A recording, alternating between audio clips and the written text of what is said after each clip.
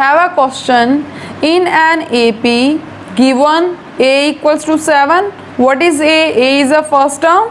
13th term हमें 35 दे रखी है. Find D and S13. What is D? D is common difference and S13 is sum of 13 terms of AP.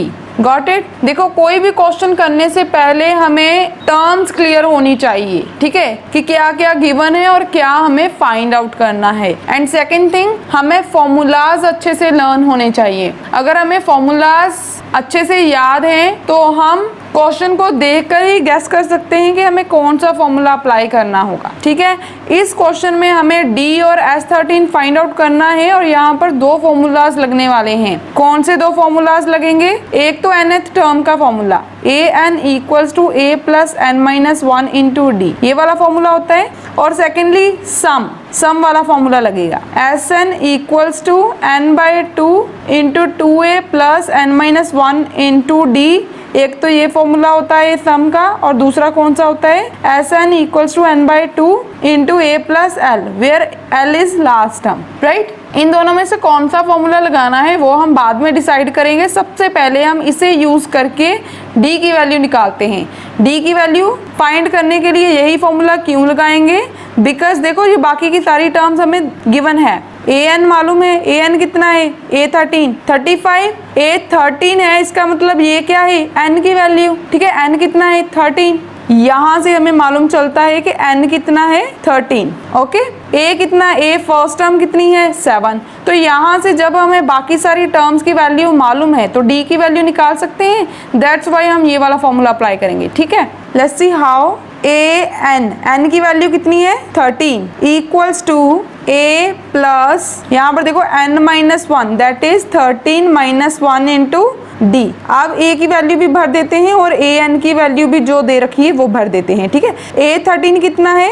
35 equals to a की value 7 plus 13-1 कितना होता है? 12 into D. Got it. अब d की value निकालनी है तो सबसे पहले इस 7 को उठाकर इक्वल्स टू की दूसरी साइड शिफ्ट कर देते हैं. 35 as it is, 7 left hand side आने के बाद नेगेटिव का हो जाएगा equals to 12d as it is. 35 minus 7 28 equals to 12d. तो अब यहाँ से देखो d की वैल्यू कितनी आ रही है? 28. देखो ये 12 यहाँ पर मल्टीप्लाई का है, दूसरी साइड जाकर डिवाइड का हो जाएगा तो 28 के नीचे 12 आ जाएगा. Got it. अब इसे कैंसिल कर देते हैं. 4 3 12, 4 7 28. तो d की वैल्यू कितनी आ रही है हमारे पास? 7/3. ओके, d की वैल्यू हमारे पास 7/3 आ चुकी है. अब हमें क्या फाइंड आउट करना है? S13 फाइंड आउट करेंगे. देखो इन दोनों में से कौन सा फॉर्मूला लगाना है वो हम कैसे डिसाइड करते हैं कि हमें कौन सी टर्म्स गिवन है. देखो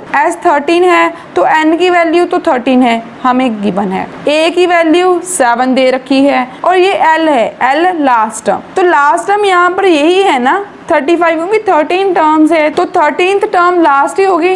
तो लास्ट टर्म कितना है? 35. तो ये वाला फॉर्मूला अप्लाई करते हैं. देखो फॉर्मूला ये भी आप अप्लाई कर सकते हो. ठीक है, अगर ये अप्लाई करोगे तो भी आंसर सही आएगा. बट मैं ये वाला लगा रही हूँ बिकॉज इसमें हमें कैलकुलेशन कम करना होगा और इसमें कैलकुलेशन थोड़ा सा लंबा हो जाएगा. ओके, सो दैट्स वाई मैं ये वाला फॉर्मूला प्रेफर करूंगी. n/2 that is 13/2 into a की वैल्यू कितनी है? 7 plus l last term a13 कितना है? 35. अब इसे कैलकुलेट कर देते हैं. S13 equals to 13/2 as it is रहेगा बिकॉज ये कैंसिल नहीं हो रहा. 35 प्लस 7 42. अब इसे कैंसिल कर देते हैं. 2 1 2, 2 2 4, 2 1 2. S13 इक्वल्स टू देखो 13 इंटू 21, यही बचा हमारे पास. अब 13 को 21 से मल्टीप्लाई कर देते हैं तो S13 की वैल्यू हमारे पास आ रही है 273. तो ये रही हमारी D और S13 की वैल्यू.